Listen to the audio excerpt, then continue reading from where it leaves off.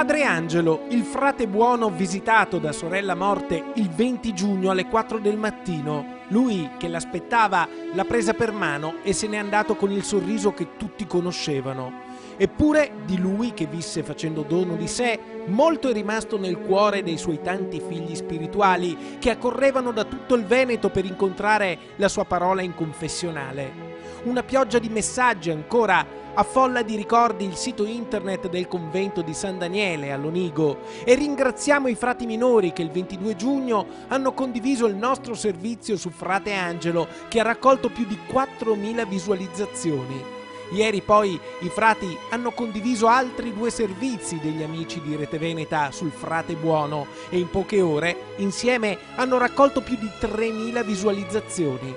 Tutto questo dimostra quanto Padre Angelo fosse amato e c'è chi ancora davanti al suo confessionale si commuove. Era paragonabile a Padre Pio, ti provava la tua pazienza, provava quello che nel confessionale lui ti diceva e come figli spirituali che andavamo da lui dovevamo mettere in pratica, ma soprattutto lui ci ha insegnato il perdono. Lui ti lasciava sempre qualcosa di grande, tu non andavi mai a casa vuoto e stavo anche ore ad aspettare di avere quel po' di spazio che dopo però mi riempiva il cuore di tanta forza per andare avanti, ecco.